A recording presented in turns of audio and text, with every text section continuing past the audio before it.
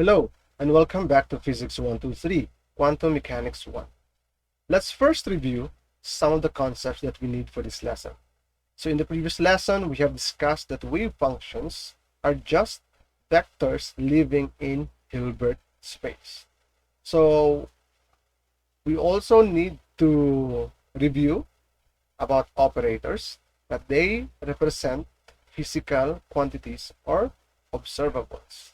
So examples are position, momentum, and energy. And these operators again acts on the wave or operates on the wave function, such as the Hamiltonian equation. So for this lesson, we will be focusing now on the operators or observables.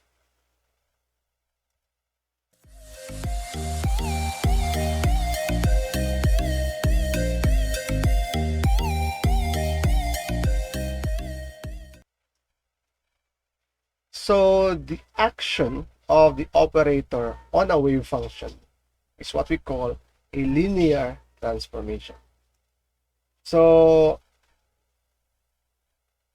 basically, an operator acting on the wave function, that action is what we call a linear transformation. So the observable or the operator again represents an observable or physical quantity, and it's usually, in linear algebra, it's a transformation matrix. If you will notice, our wave functions are also matrices, but they are column and row matrices.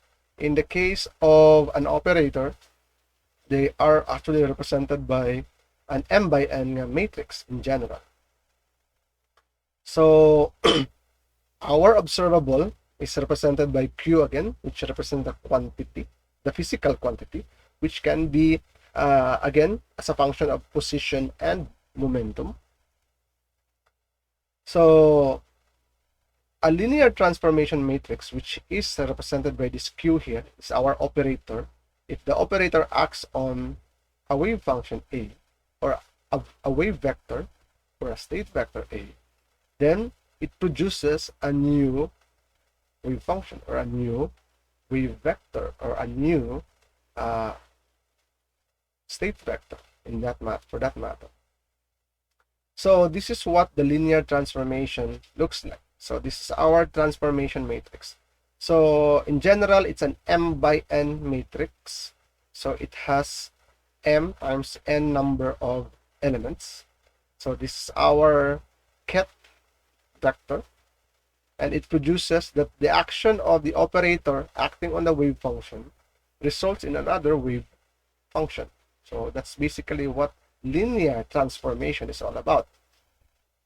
So in the case of operators or physical quantities, they are Hermitian matrices, meaning they are square matrices. So m is equal to n. So it's an n by n matrix.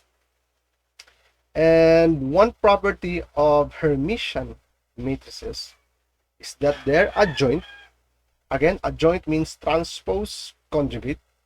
Transpose, so meaning you flip, the rows becomes the columns and the columns becomes the rows, and then you take the complex conjugate.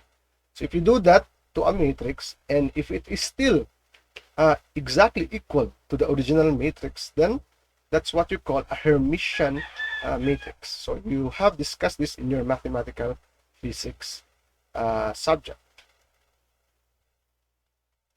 So this is now the property of Hermitian operators. So if you take the expectation value of your operator Q, your observable Q. So in our previous definition, this is what the expectation value looks like in general. So you sandwich the operator between psi star and psi. In terms of bracket notation, it looks like this. So take note, in this operation, Q acts on psi first.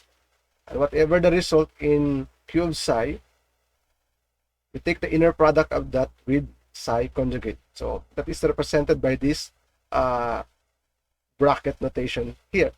So again, the one in the bra is conjugated. The one in the ket is not conjugated. Okay. So I can also actually transfer the action or the operation on the bra, provided I take the adjoint of that operator. So if I want to act, if I want my Q to act on the bra, so I need to get its adjoint, because the adjoint conjugate basically goes back to Q. So it's now acting on the bra. So in bracket notation, so this is this one. Q adjoint acting on psi is equal to psi. So these two are the same. They are equal. But in the case of Hermitian operator, its adjoint is just equal to itself. So in the case of Hermitian operators, the expectation values are actually real. So that's what this is all about, right? If you, again, we have discussed, enumerated the properties of the inner product. If you take the inverse, or say if you reverse the operation, instead of f and g you get g and f, you take the conjugate. So basically this is the expectation value conjugate. So meaning the expectation value of Q is just equal to the expectation value conjugate, and that only means that it's real. That's the reality condition, right? Real numbers or real functions have the conjugates of real functions or real numbers are themselves, because they don't contain any imaginary part. But again, in general, if you want to take the operation of the operator on the ket, you transfer it to the bra, then you need to take the conjugate. So this is the general. You have learned this in your mathematical physics. And just in the case of a Hermitian matrix, your operator can act on the bra and on the ket. It doesn't matter because it's Hermitian. Its adjoint is just itself. So in the case, for example, of the Hamiltonian operator, so this is our eigenvalue equation, our time-independent Schrodinger equation. The Hamiltonian acts on the wave function, and it produces this eigenvalue equation. So again, the Hamiltonian acting on the wave function produces another wave function. So this is now a whole new wave function here. So if you take the expectation value of this, so you sandwich it between your two wave functions psi n, and you will get En. And it doesn't matter if whether the Hamiltonian acts on the ket or on the bra, since it's Hermitian, you still get the same result, En. So the average value, this only means that the average value of the energy for if a particle is in state psi n is En. There's only one energy because it's discrete. You no longer need to get the average actually, because there's only one value, provided that the particle is in state psi n. In the case of momentum operator, it's also the same. If you take its expectation value, you can act it on the bra, or sorry, in the ket or on the bra, since it's Hermitian. So example, show that the position operator is Hermitian. So the position operator is basically just x. It's just a multiplication by x. So in order to do this, actually what we need to prove is that if x here must be equal to this. So x acting on the ket is just essentially equal to this situation here, where the x, the position operator, is acting on the bra. That is what we need to show there. Okay. So is the position operator Hermitian? Obviously, it's a Hermitian. So if you encounter problems like this, you are asked to prove if a certain operator is Hermitian, you need to have test functions. In this case, our test functions are f and g. So we'll start with this one. So in integral form, this is f conjugate x acting on g dx. Okay, so x acts on g. So basically, x is multiplied by g. I can actually put this operator, multiplication by x, inside this conjugation. So I can actually write this as x f x conjugate g dx. Take note, x conjugate is just basically x, but the operator x is real. Position is a real quantity. It's not a complex na quantity. So meaning the x conjugate is just basically itself. So x f conjugate g dx. And if I convert that into a Dirac notation, so whatever is inside the conjugate, that is your graph xf, and the function with no conjugation, that is your ket.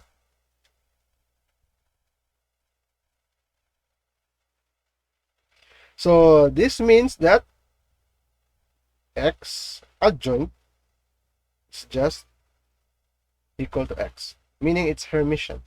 So the the position operator is a Hermitian operator. Okay, so same thing here. Show that the momentum operator is Hermitian. So again, we need to test it on test functions. So we need to show this one.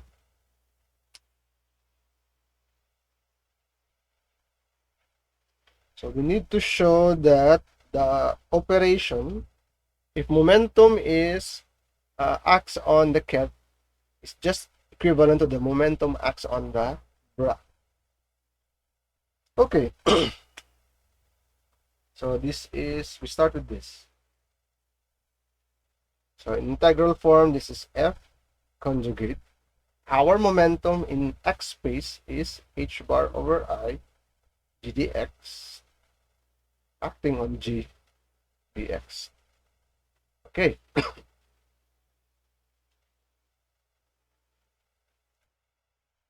So let's simplify this one. So I will have h bar over I. I'm just gonna take the h bar over I first outside of the integral.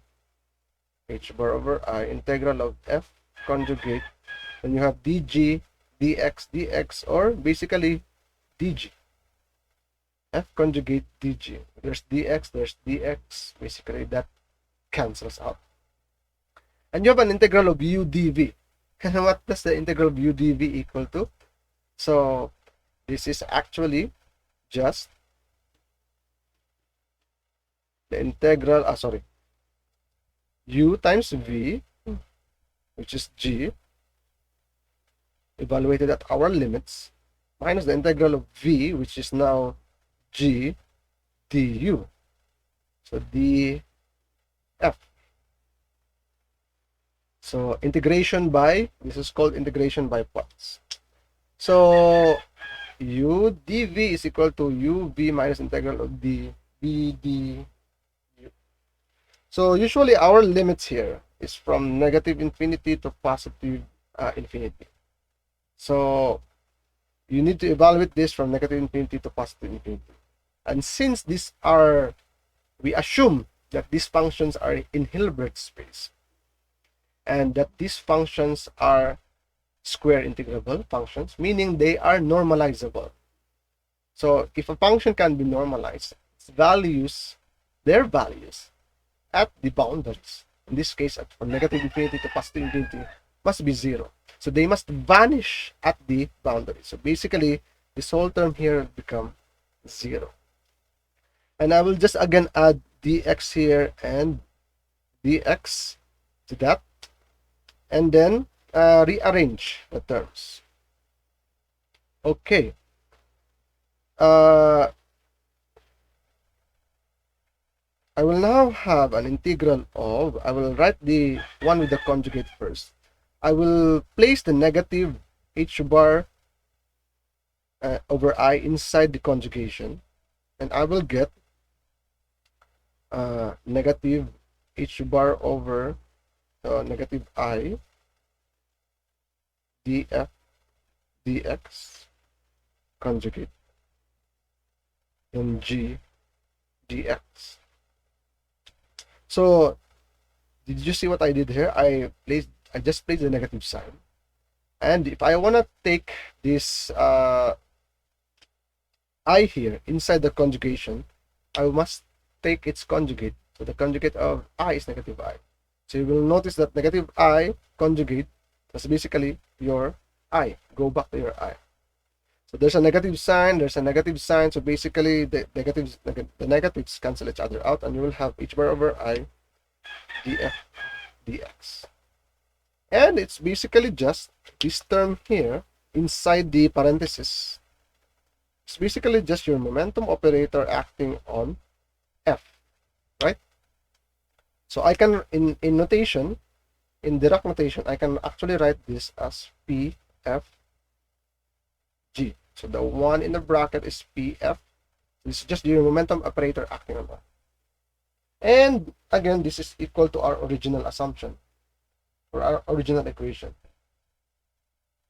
So this means that the adjoint of the momentum is just itself, meaning it is Hermitian. So supposedly, if you transfer the operation from the ket to the bra, you need to get the adjoint. In this case, the adjoint of P is just itself, so meaning it is Hermitian. Okay. So another example, show that the adjoint of the raising operator is the lowering operator and vice versa. So adjoint is just a transpose conjugate. So this is just a very easy example. So you just need to take the transpose or adjoint conjugate. So I will just do the I'm not gonna do the vice versa. So I'm just gonna do the adjoint of the raising operator. So the raising operator is given by this A plus. So if I'm gonna take the adjoint of the raising operator, so the plus sign, the adjoint of the plus sign. So this number here, this is real. So its adjoint is just itself. So what I'm gonna take the adjoint from is, in this case here, inside the parenthesis. So raising operator is negative IP plus M omega X. So adjoint. Okay.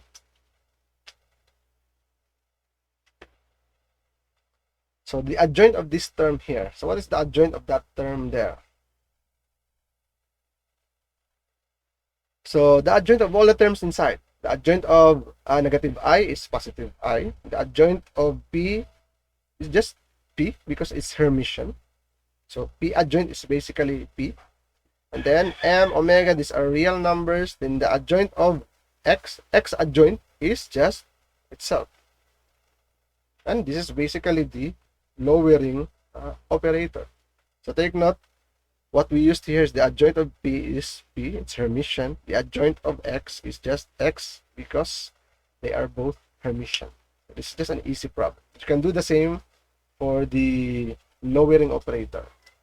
And you will get that the adjoint of the lowering operator is the raising operator. Okay, this is the last example, I guess. So show that for any two operators Q and R, show that QR adjoint is R adjoint Q adjoint. Okay. So take note that if you have two operators Q and R, the rule of linear algebra is whichever operator is on the right That is the first operator to act on the function. And then followed by the second function.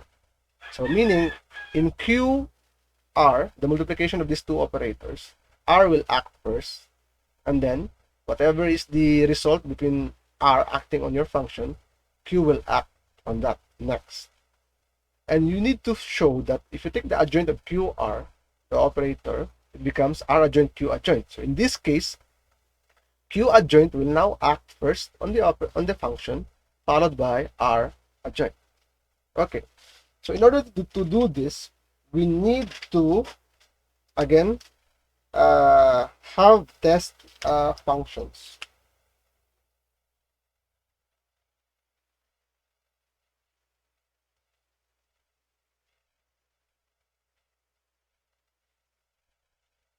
So we need to act our operator QR on test functions. So again, if you, from the general na rule, if you want to transfer the operation to the bra, you need to get the adjoint of that operator.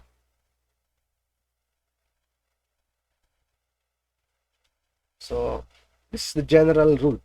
So if you need to transfer the operation from the ket to the bra, you need to get the adjoint of that operator. That's in general. Unless it's Hermitian, then their adjoint is that itself. Okay. So in integral form, this is actually F conjugate when you have Q, R acting on G, dx.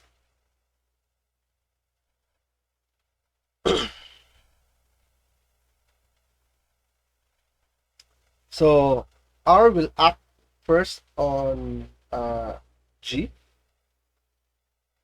So basically, what happens here is that Q will act on whichever is the result of R acting on G dx. Okay. So from this rule, I can actually transfer the operation of Q on F. Take note, I cannot transfer the operation of R on Q on F first because it's still acting on G. But I can transfer the operation of Q on the ket. So I can do that by taking the adjoint of Q, F conjugate, then R acting on G dx. Next, since this operator, it's only now one operation acting on G, I can transfer this on the ket. And this will give me R adjoint, and it's now acting on Q adjoint. Sorry, the conjugate should be outside.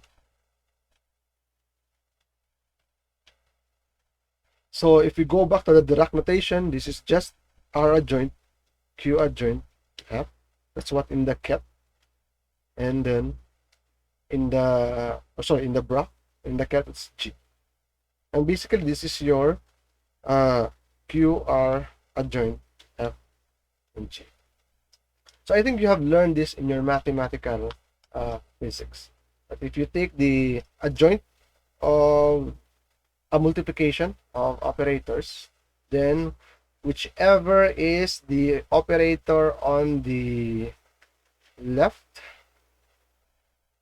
will become the first operator on the bra. Okay. So I guess that's the last example. So if you will notice here, we are still basically trying to review some of the concepts in linear algebra, because linear algebra is the language of quantum mechanics. So if we want to formalize quantum mechanics, we need to learn linear algebra. So I will see you again in the next lesson.